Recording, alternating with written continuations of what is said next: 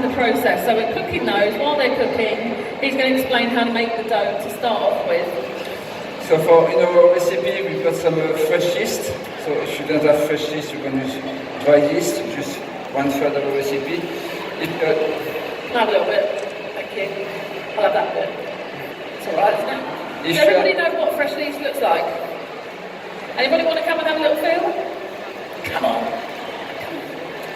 So fresh yeast, you want to make sure your yeast doesn't come in contact with the salt. Give it a squeeze. So you need to dissolve the yeast. Yeast makes bread rise. And what is that, milk? Yeah, dissolving the yeast in the water and milk. Like that we are sure our fresh yeast does not come in contact with the salt. So with yeast, because it is a living microorganism, once you've put water with it and hydrated it, there's a couple of things it doesn't like. It really doesn't like salt, because it dehydrates it and it doesn't react very well. It also doesn't like alcohol, so if you put a lot of alcohol in your bread, it doesn't work very well. Okay. And it doesn't like acidity, it doesn't like a very acidic environment. So you have to treat it with a bit of care, which is what Dominic's explaining about putting the salt away from it. Right, thank you. So when our yeast is dissolved in a bowl using flour. Is it plain flour? Yeah, plain strong flour, some salt, sugar. In our recipe, in the mix as well as in the dough, we've got some butter. We will have some butter later on for lamination. So butter can go in. Some eggs, so it's quite a rich recipe. He's so blasé about it, it's fine. Yes. And milk and yeast dissolved. And I'm assuming it's whole milk. Yes, yeah. It's a bit weird if you're semi-skimmed. Yeah, when you see how much butter's going in, you're not even worried about Stupid it. question. That's the least of your concern. And that's why they taste so good. Yeah. So this recipe can be done by hand, just by hand a little bit more exercise, the machine work as well. Before combining the machine, we need to help a bit with the hand to make it faster.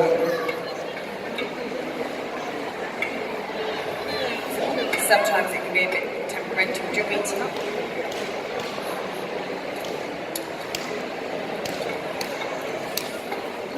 That way either. There you go. Maybe I should do it by hand. Yeah. No. It's only a 45-minute demo, good idea. Go on, that's it. Well done. Do you know what it is when all day we've been using it, everyone puts it on differently? Shall I? Here, let me show you. Oh, there you go. Perfect.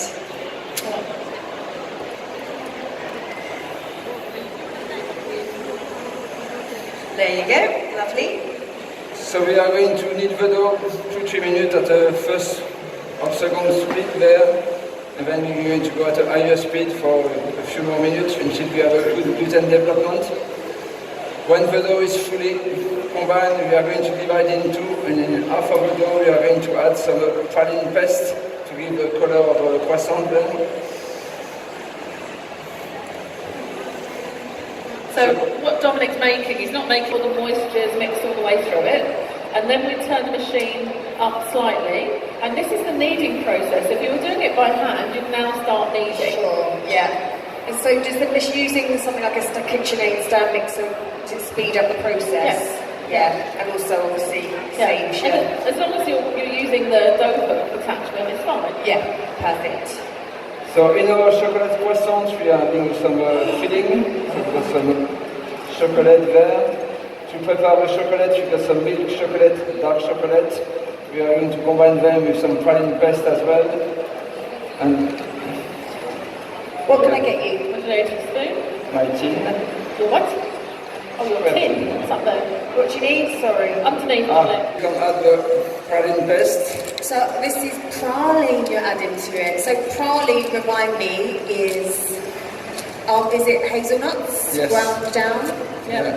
With With sugar. And Oh, with sugar. Right. Okay. So if you don't have that, you can always use ginger. So Oh, yes. We love our that ginger. works really well. Like,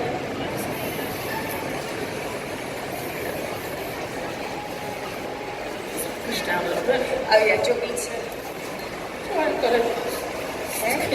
So I could just eat that barley on its own. Like. Yeah, it's so basically what Dominic's making. It's like a truffle filling. Yeah, right. Yeah. So yeah. he's cut it into little sticks, but you can just eat. I've been eating them at the back. They're really nice. Watching your demos is always challenging. I just want to dive in. He's got a couple spare if you want to try them. Oh my god! Once I start, that's it. Though it's game over. So while the chocolate is melting, mixing with the praline, I'm going to start the lamination process of the dough. So I need to. So what have we got in here? So next we're going to do the lamination. So you put the.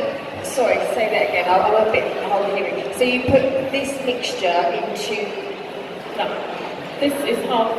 So you split it in half. This is the without anything in it, and then this one you add in the chocolate. No, this one. Right, Praline the paste. praline. Got it. I'm one step ahead. We're several steps ahead. Research what the trends are, obviously, and we try and keep one step ahead of the trends. Right. But we to keep our feet in the classics. Of course. Because that's what the students need to know to start. Yeah, You know, of course, to know how to build the house before they create the mansion, if you like. Yeah. Good analogy there. So when both chocolate are melted, the praline paste is well incorporated. Here, I can get rid of that. Chocolate. So thickness depends how you like chocolate in your pain chocolat later or croissant later on. Good thickness is about 7-8 millimeter. How good does that look?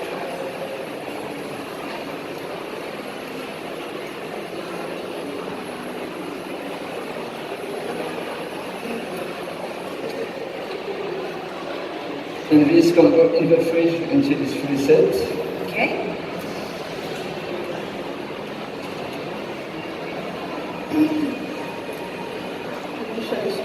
Mixing with it. Yeah. So you just every now and then you can just test it, and it needs to become how elastic. it is. Yeah, it's okay. It's a little bit less.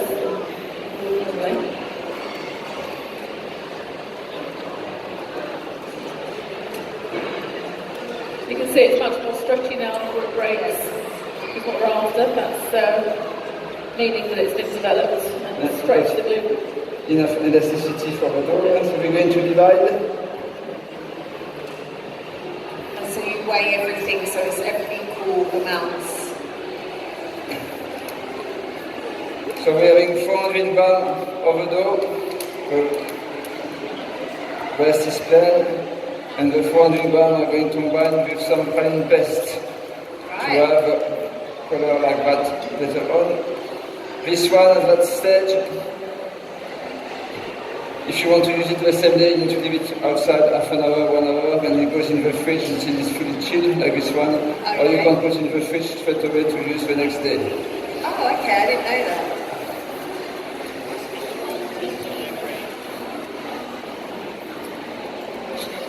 The inclusion of the butter and the lamination. So for this product, we're doing first one double turn, and after some rest, a single turn. So for the lamination, temperature of the butter is very important. You want your butter to be not too cold. If it's too cold, it's going to break. You do not have a nice layer.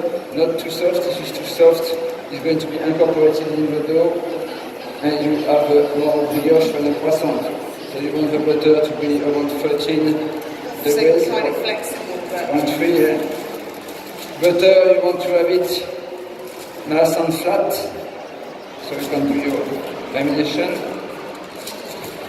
So just to explain a little bit more, the lamination that Doc's talking about, lamination means layering of butter and dough.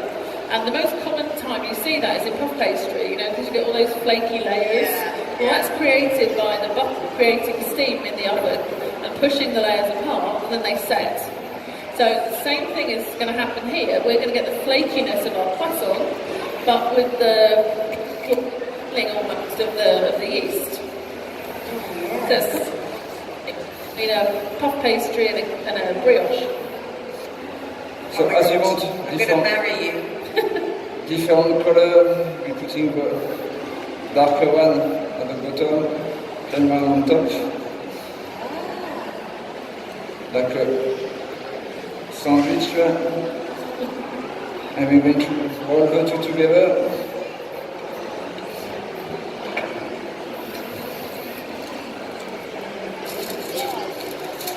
So we want our dough to be the same height as the butter, twice the width.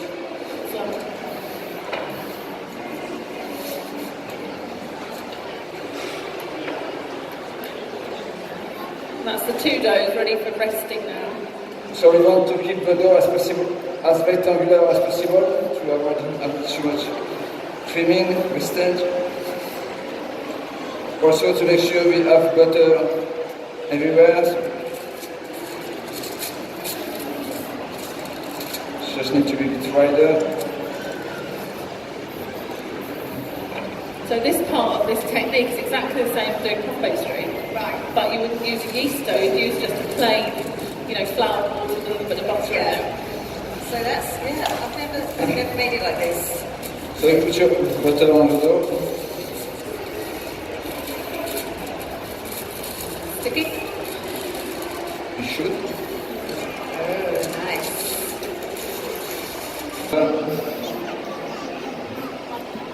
So this bit we call the inclusion. So butter is being included in the dough, but we need to be careful not to get it to blend. We want to keep it as two separate parts. Oh, okay. So we want to make sure that the butter is cold enough that it stays separated and doesn't get absorbed by the dough, but that it's not so cold that it rips through the dough. The dough's quite soft.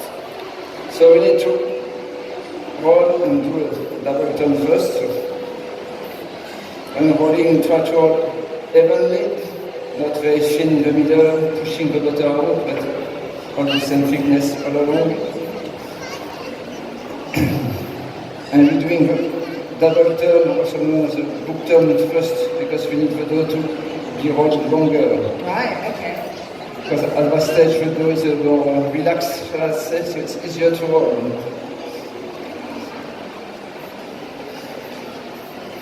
So although we've done the praline on the outside, you can always add other flavourings. You know, you could add a little bit of chocolate to it, or even just colouring, and then kind of flavour filling in like pistachios.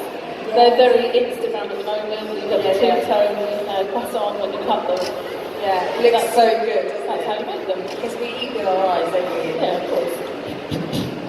Oh, that's clever, the way you let a little bit come off the bench. Yeah, that's great, as long as you remember not to let the kick go too far.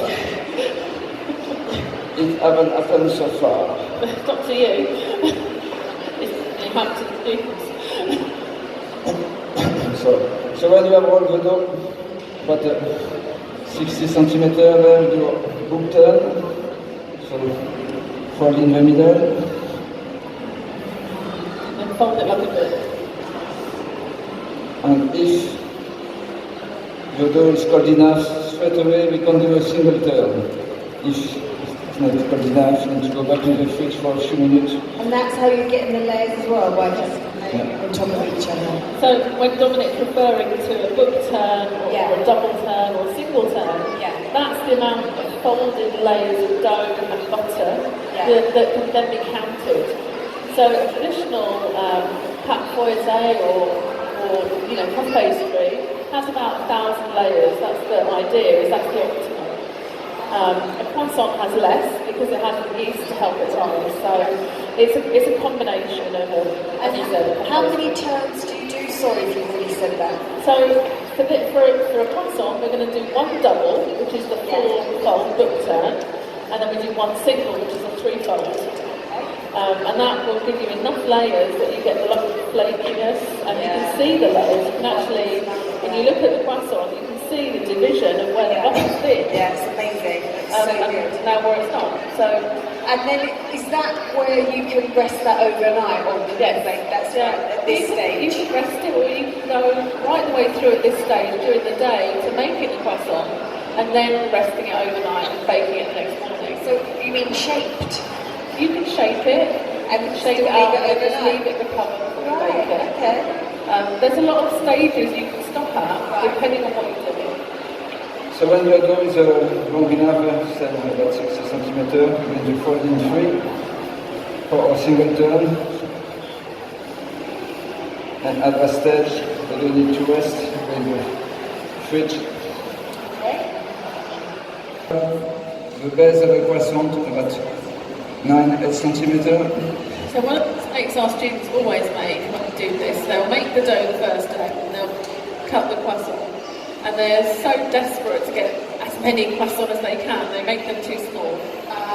And then they spring up very funny, but they're like this. Yeah, okay. The shape's not quite right. So you have to have, whatever your base of the triangle is, you want 1.5 times the height, minimum, to get the number of rolls.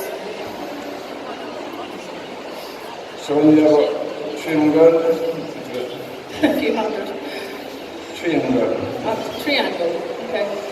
Chocolate has been set and we have cut.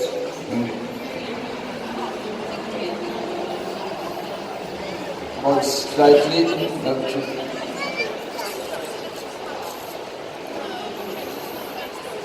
Wow. Now because the praline paste is inside, hopefully the chocolate shouldn't ooze out while it cooks. But it'd be nice, obviously tasty, it should stay put.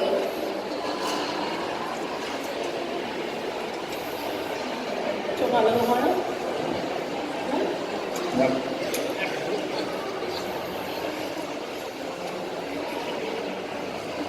Wow, you have to sort of waft then. So when you're rolling your croissant, you're putting them to cool. Make sure they're not like this, with a hand on that side, because you're missing one turn. Also, this is a little bit like a break. Don't want them like that, because if this is there, it's going to open as much a croissant. So just tuck underneath.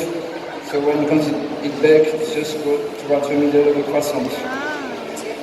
So although this one is a sweet croissant, you can use the dough without the praline. It just makes the process, just so we're in France, what's the difference?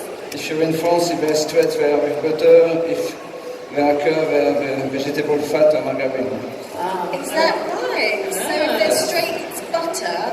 So what's best then, butter or vegetable fat? Yeah. So don't go for the curved one. I never knew that.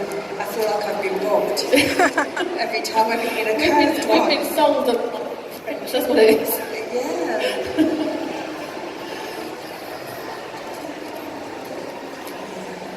Yeah, the straight ones always look a bit better as well. I think they always look a little bit nicer when they're baked. So butter, make sure you take it out of the fridge in advance, or else it will black. And folding slightly. And to have the size you want, just making an envelope.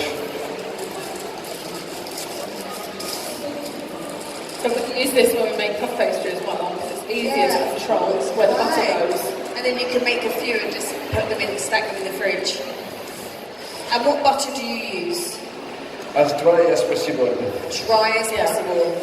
How do you, is it written on the packet? It's the fat content. So Fat content. Something like a Lescure or LMV are really good.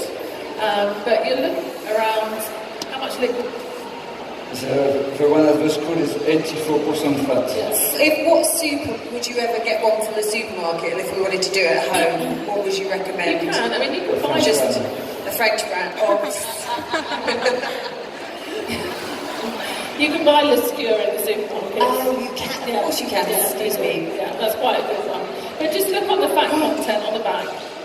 If in doubt, check the fat content. Oh wow.